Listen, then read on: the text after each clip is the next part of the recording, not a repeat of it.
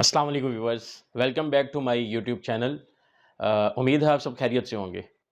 दोस्तों, state bank of Pakistan हमेशा से टेक्नोलॉजी के साथ साथ कदम मिलाकर चलता आया है। पाकिस्तान का पहला इंस्टेंट पेमेंट सिस्टम भी रास्त डिजिटल पाकिस्तान के लिए की जाने वाली स्टेट बैंक ऑफ पाकिस्तान की कोशिशों में से एक कोशिश है।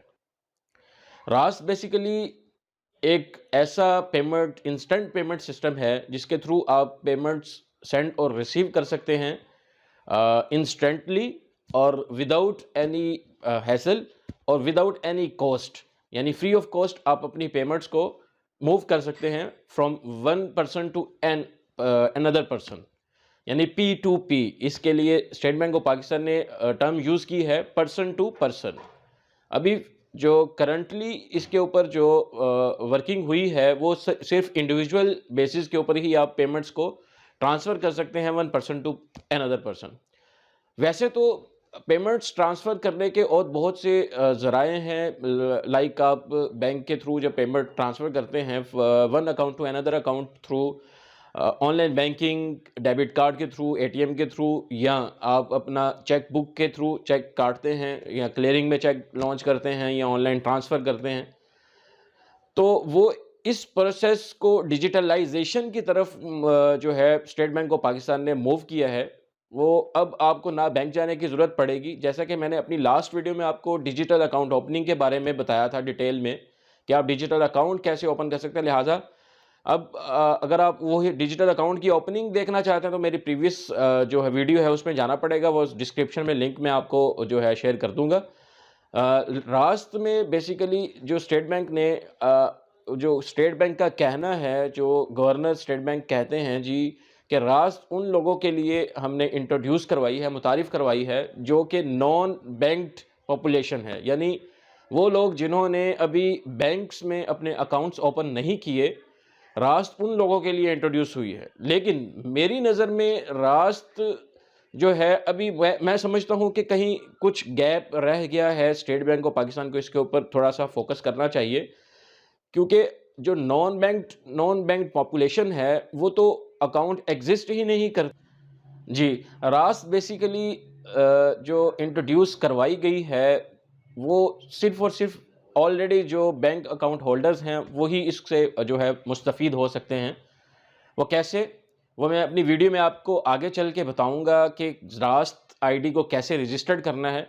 तो एक पॉइंट जो मैं बता रहा हूँ कि स्टेट बैंक ऑफ पाकिस्तान ने रास्त तो मुतारिफ़ करवा दी और साथ में ये भी कह दिया जी कि ये वो लोग इस्तेमाल करेंगे जो कि बैंक्स में अकाउंट्स होल्डर्स ऑलरेडी मतलब अकाउंट मेंटेन नहीं कर रहे और उनको दिक्कत महसूस होती है अकाउंट ओपनिंग के प्रोसेस में या ब्रांच विज़िट करने में, कुछ भी हो सकता है।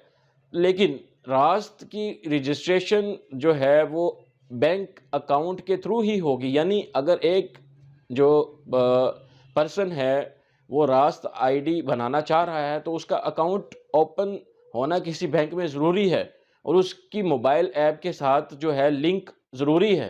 तो लिहाजा स्टेट बैंक ऑफ पाकिस्तान ने ये डिज़ाइन किया, प्रोडक्ट बहुत अच्छा डिज़ाइन किया। अब मेरा ये कहना है और मानना भी है कि मे भी हो सकता है कि इन फ्यूचर में कोई मर्चेंट्स का कोई आउटलेट्स ऐसी बना दी जाएँ जिसके थ्रू आम बंदा, आम पब्लिक भी जाकर वहाँ रजिस्टर्ड रास्त पे रजिस्टर्ड हो जाए, रास्त आईडी अपनी बनाए और वहाँ डिपॉज़िट करे, फिर वहाँ से आगे ट्रांज़ैक्शंस करे।